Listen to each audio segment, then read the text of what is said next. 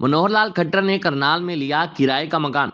हरियाणा के पूर्व मुख्यमंत्री मनोहर लाल खट्टर ने 9.5 वर्ष तक मुख्यमंत्री के रूप में अपनी एक अनूठी पहचान स्थापित की। तो अपनी शराफत, सादगी और ईमानदारी से भी एक गहरी छाप छोड़ी है। मुख्यमंत्री रहते हुए उन्होंने रोहतक जिले के अपने पैतृक गांव बनियानी में अपने हिस्से के मकान को गांव की लाइब्रेरी बनाने के लिए दान कर दिया। खास बात यह है कि मुख्यमंत्री जैसे पद पर रहते हुए भी उन्होंने अपने लिए कोई अचल संपत्ति नहीं बनाई और अब उन्होंने करनाल में किराए का मकान लेते हुए लोकसभा चुनाव के लिए अपने प्रचार अभियान का आगाज कर दिया है। गौरतलब है कि 26 अक्टूबर 2014 को मनोहर लाल खट्टर पहली बार हरियाणा के मुख्यमंत्री बने और दूसरी बार उन्होंने 27 अक्टूबर 2019 को मुख्यमंत्री पद की शपथ ली। वे 12 मार्च 2024 तक मुख्यमंत्री के पद पर रहे। इस दौरान उन्होंने अपनी सादगी एवं ईमानदारी से एक अलग ही पहचान बनाई और उनके ऐसे सिद्धांतों की तारीफ अक्सर विरोधी दलों के नेताओं ने भी की। मुख्यमंत्री पद से इस्तीफा दिए जाने के बाद अब वे करनाल से संसदीय चुनाव लड़ रहे हैं। वो करनाल में ही अपना अधिक समय देने के मकसद से उन्होंने किराए का मकान लिया है। मनोहर लाल खट्टर का जन्म 5 मई 1954 को रोहतक के निदाना गांव में हुआ था। एक साधारण किसान परिवार से ताल्लुकात रखने वाले मनोहर लाल का परिवार 1947 में भारत पाक विभाजन के बाद पाकिस्तान से आकर रोहतक जिले के गांव नदाना में बस गया और उसके कुछ देर बाद रोहतक के गांव बनियानी में आ गए। करीब 2.5 दशक तक उनका समय गांव में ही व्यतीत हुआ। गांव में आज भी उनके एक भाई का परिवार रहता है जो खेती बाड़ी करता है। खास बात यह है कि गांव में पैतृक संपत्ति में से मनोहर लाल खट्टर के नाम 200 गज का एक मकान था। इसी साल 29 जनवरी को मुख्यमंत्री मनोहर लाल खट्टर ने अपना यह मकान गांव में पुस्तकालय बनाने के मकसद से दान कर दिया। उनके नजदीकी साथियों का मानना है कि मुख्यमंत्री को ऐसे गुण राष्ट्रीय एवं स्वयंसेवक संघ की पाठशाला से मिले हैं। उल्लेखनीय है कि 10वीं कक्षा तक शिक्षा ग्रहण करने के बाद मनोहर लाल ने दिल्ली विश्वविद्यालय से ग्रेजुएशन किया।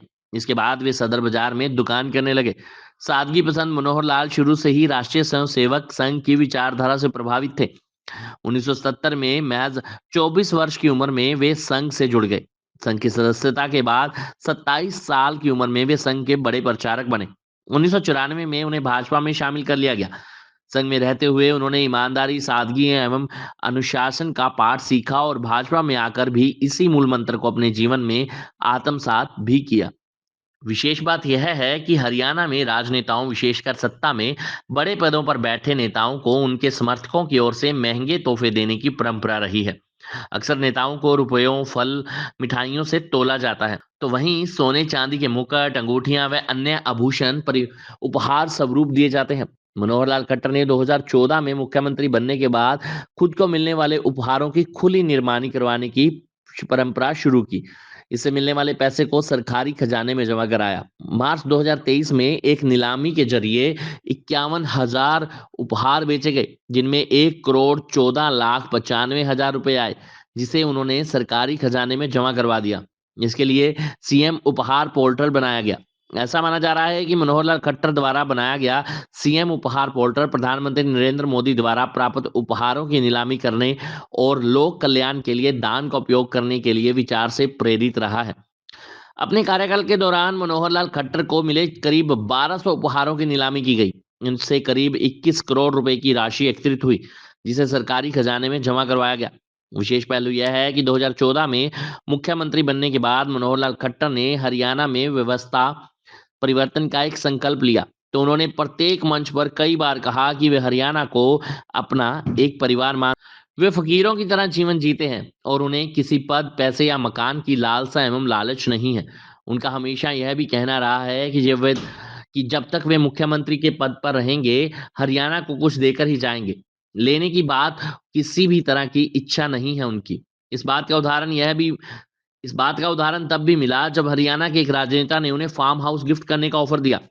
उस नेता ने मनोहर लाल को तर्क दिया कि अपने पास कोई मकान नहीं है, इसलिए मैं आपको ये गिफ्ट देना चाहता हूँ। ऐसे में एक फार्म हाउस मेरी तरफ से गिफ्ट ले लीजिए। मनोहर लाल ने तब तार्किक अंदाज में उन्हें फार्म हाउस के ऑफर से स्पष्ट इनकार कर दिया और कहा कि उन्हें किसी तरह के फार्म हाउस की लालसा नहीं है।